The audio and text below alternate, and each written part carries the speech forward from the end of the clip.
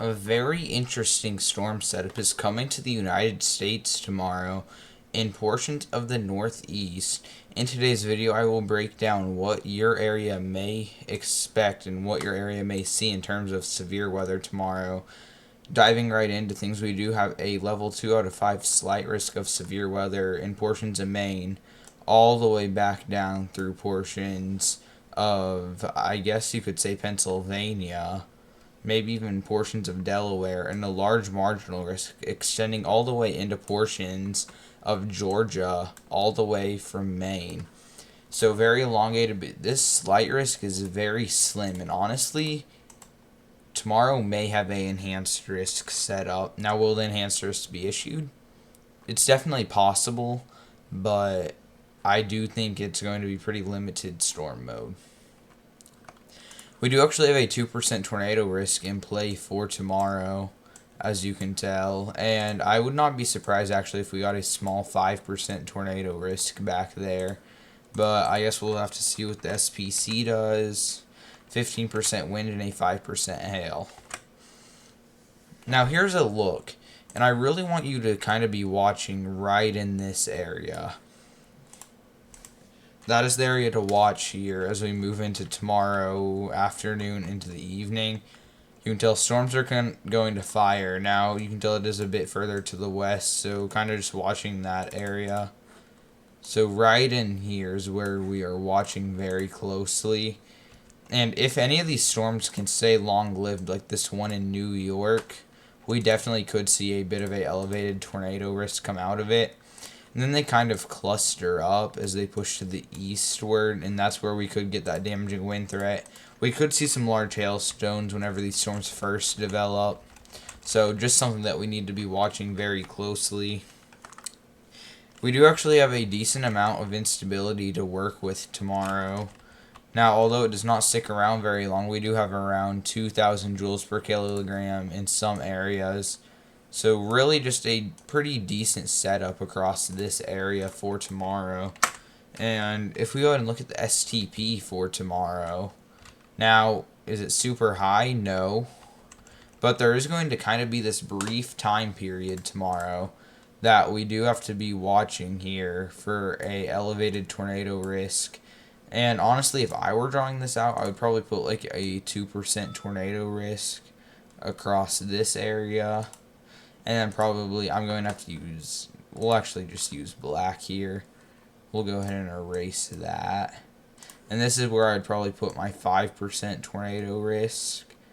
If I were to add one, I guess we will have to see what the Storm Prediction Center does tomorrow morning. And I do plan on having an update tomorrow morning on this setup.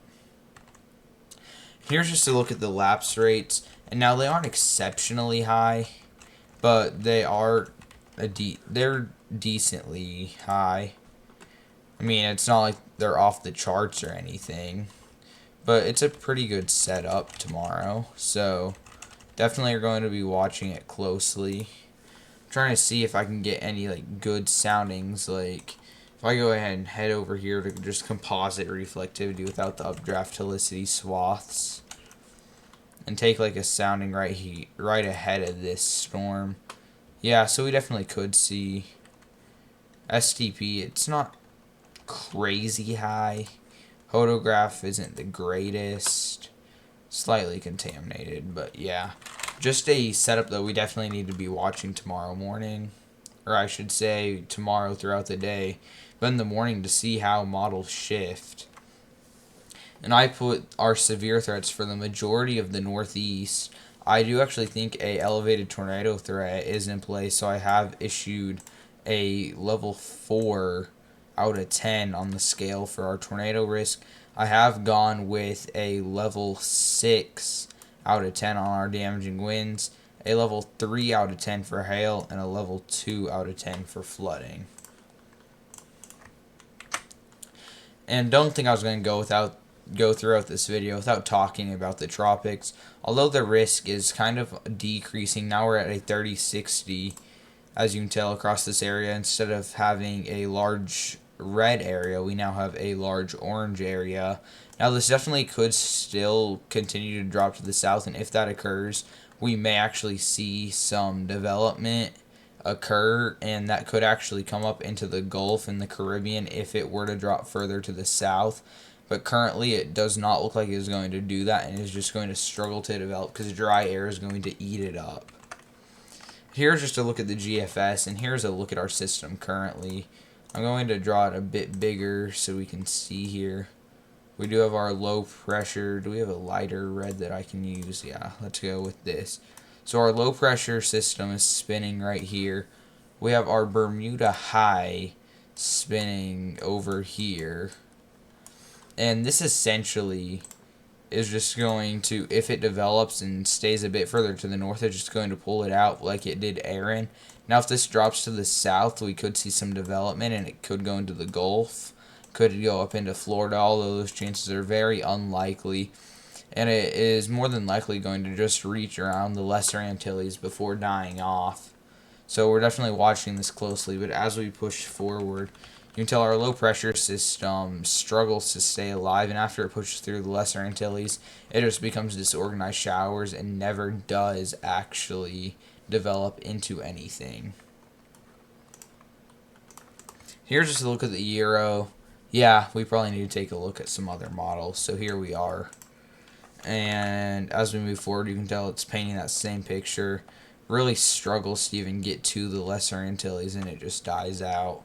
So, is our system going to develop? Well, it's certainly still possible. Trends are starting to lower. We woke up to a 90% chance of this developing. We are now down to a 60%. And so, the chances are definitely decreasing. Thank you guys so much for watching. I hope you guys did enjoy today's video. Make sure to drop a like and subscribe if you are new here. And I will see you in the next one. Goodbye.